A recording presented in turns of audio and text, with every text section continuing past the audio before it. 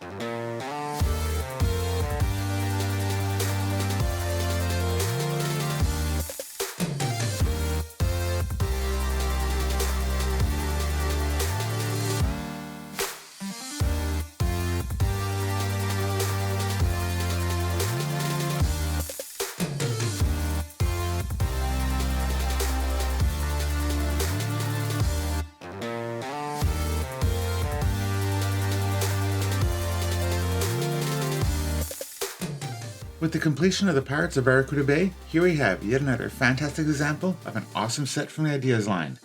And I find this one to be particularly interesting because it has two completely independent ways of displaying it. First up, we have it, as we see here, with the pirate ship seemingly having run aground, broken into three components, and having a bunch of extra structure built around it to make it into a permanent installation.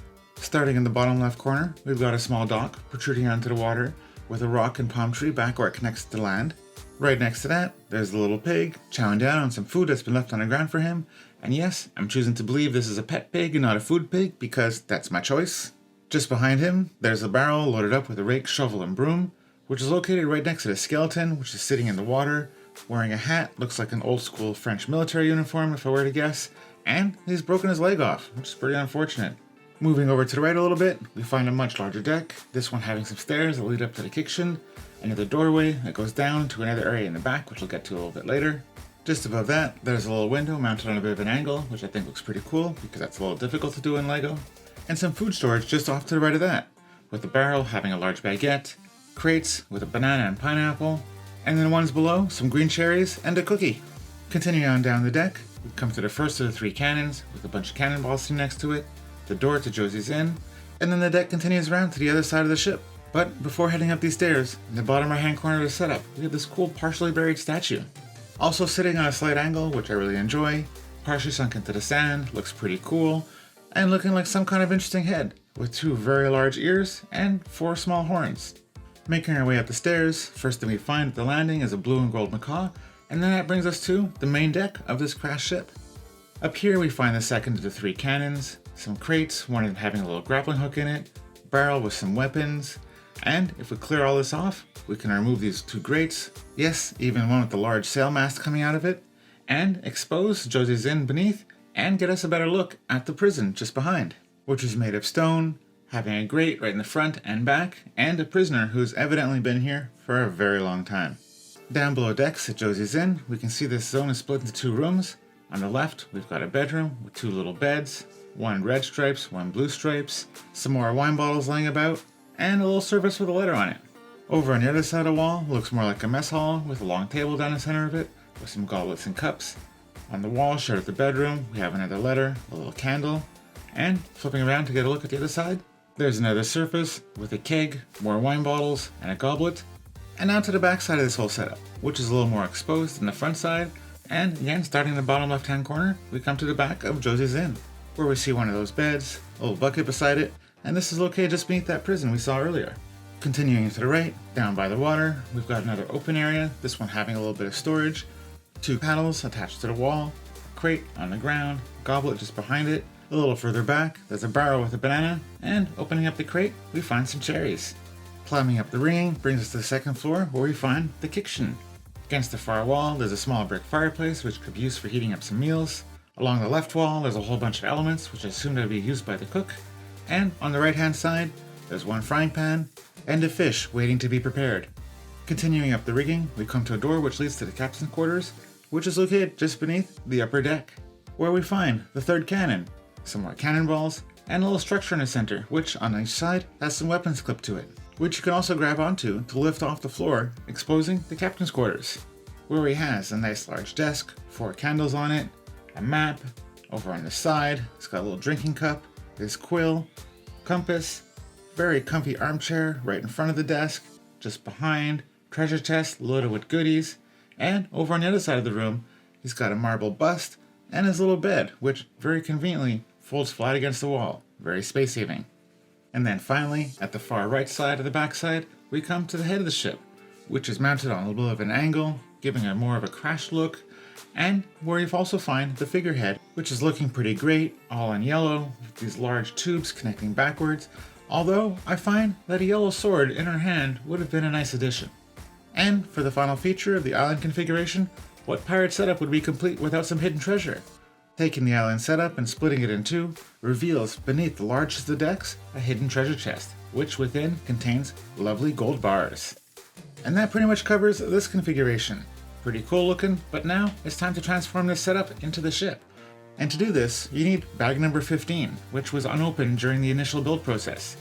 Following the instructions, which took me about another 20 or 25 minutes to complete, and removing all these components, of course the islands and these little bits that are strewn throughout the ship, will allow you to create this beautiful ship, which has 2 tall masts, 6 beautiful red and white sails, and unlike what we built originally, looks seaworthy. Having a nice observation deck in front, giving a very clear view of what's ahead.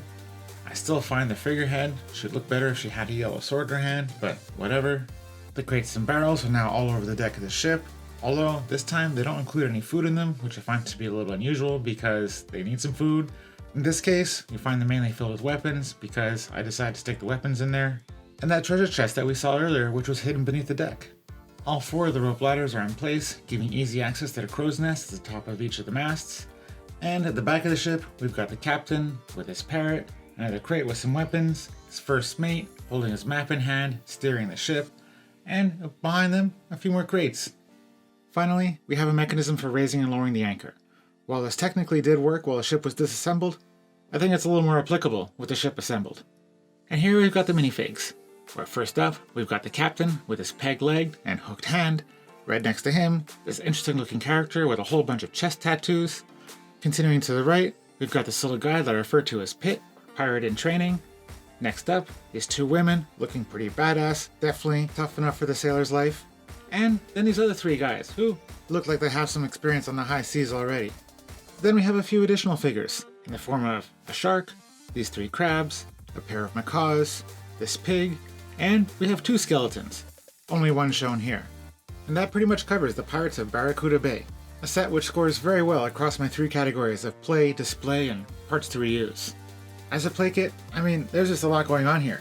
In the ship's disassembled state, there's a lot of scenes you can set up, stories you can tell, and 8 minifigs, 2 skeletons, a jail, a bunch of animals. I mean, there's a lot to interact with here.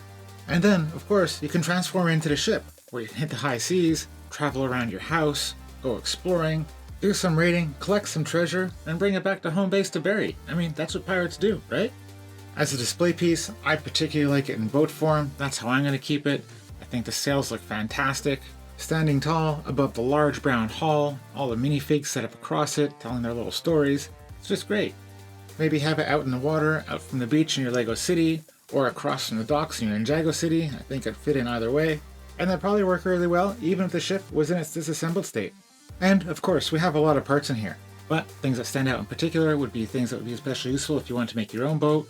Mainly the hull pieces and the sails, of course. The Lego pig is something I haven't seen that often. And there's a nice, healthy assortment of nice large pieces. So overall, I really think this is an absolutely fantastic kit.